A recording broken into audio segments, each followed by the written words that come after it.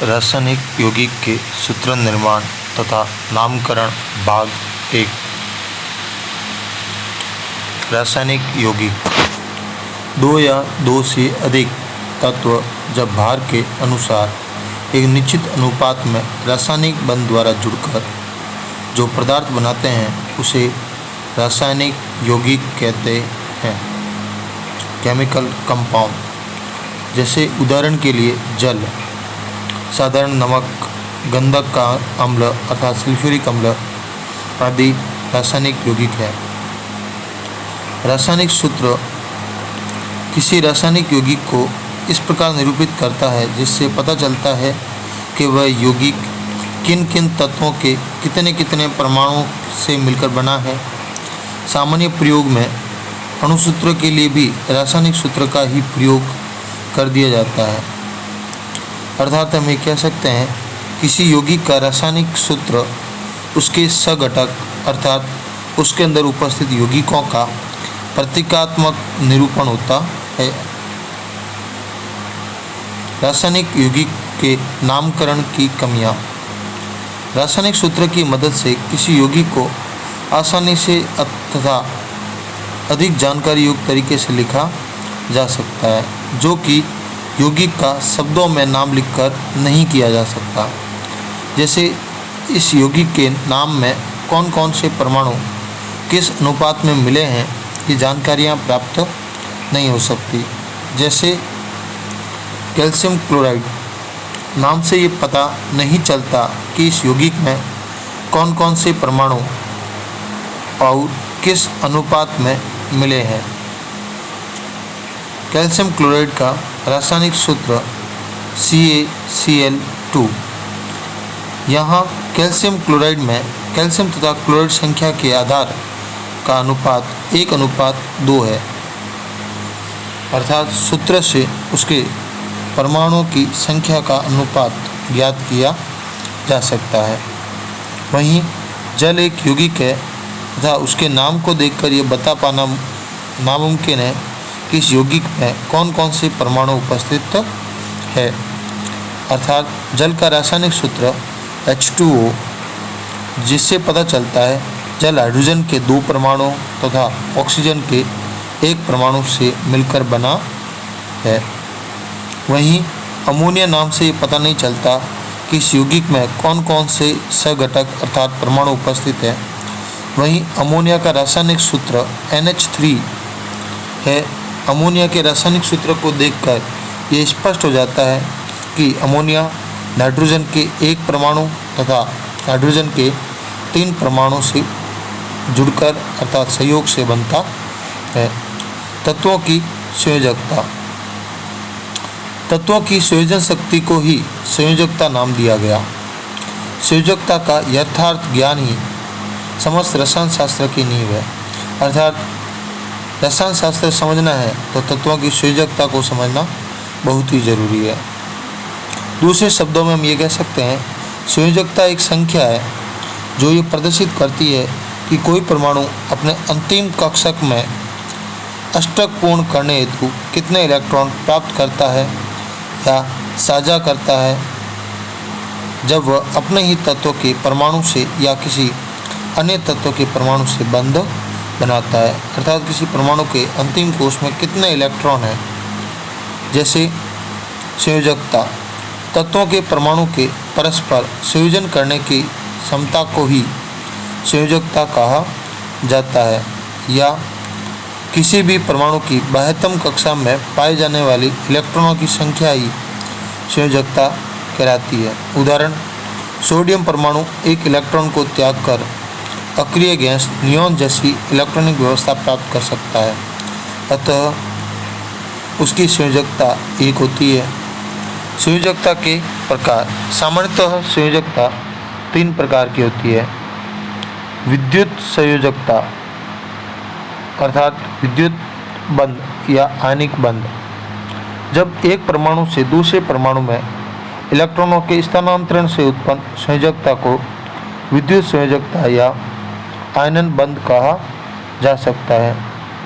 जैसे sodium chloride, hydrochloric अम्ल आदि में पाई जाने वाली संयोजकता। यहाँ जैसे हम देख सकते हैं हाइड्रोजन के अंतिम कोश में केवल एक इलेक्ट्रॉन है, वहीं फ्लोराइड के अंतिम कोश में 7 इलेक्ट्रॉन है। इस प्रकार दोनों में मिलाकर कुल हाइड्रोजन ने अपना एक इलेक्ट्रॉन फ्लोरीन को दे दिया, तो उसके अंतिम कोश में 8 इलेक्ट्रॉन पूरे हो गए। इस प्रकार हम कह सकते हैं कि हाइड्रोजन ने इलेक्ट्रॉन दिया तो फ्लोरीन ने इलेक्ट्रॉन लिया। इस प्रकार का बंध विद्युत सहसंयोजक बंध कहलाता है।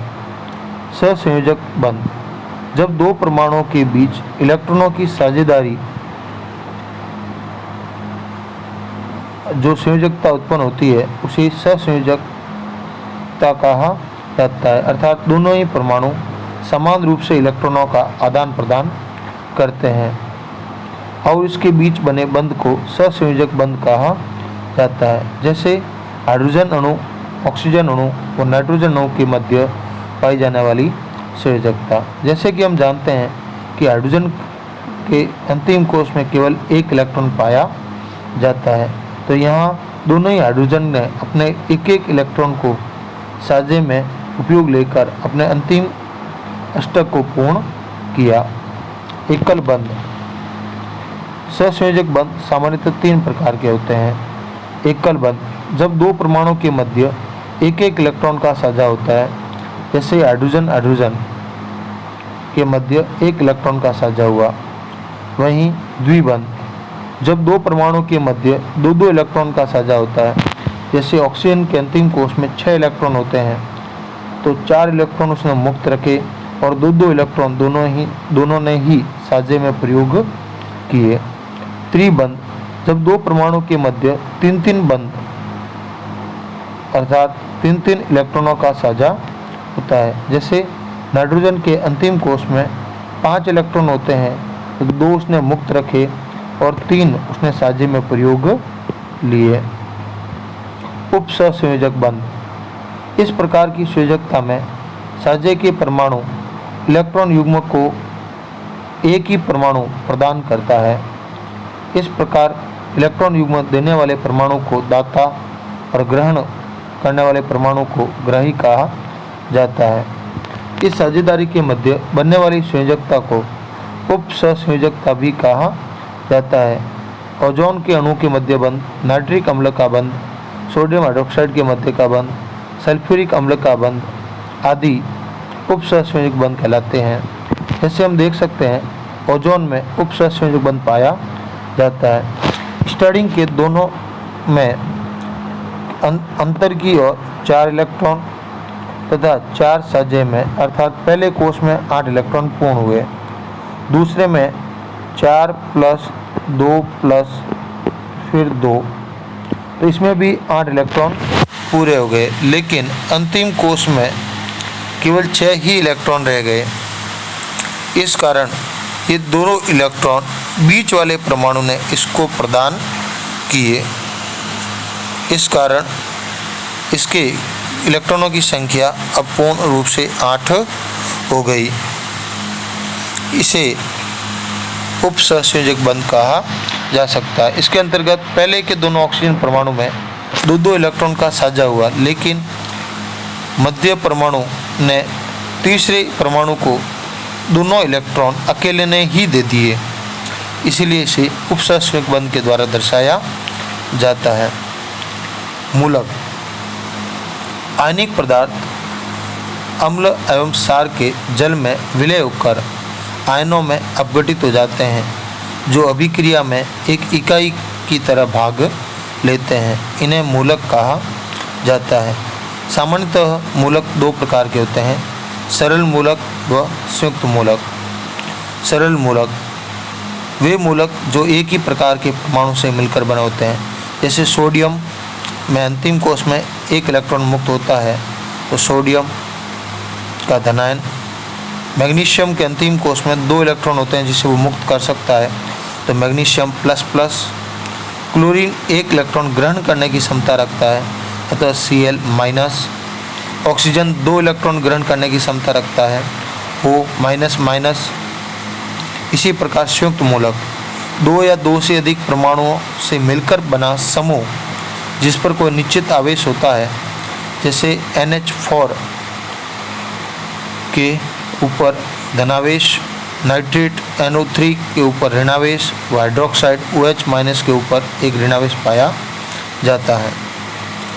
अम्लीय मूलक अधातु ऋणायन व ऋणावेशित मूलकों को अम्लीय मूलक कहते हैं, जैसे क्लोरीन माइनस, O-, OH-।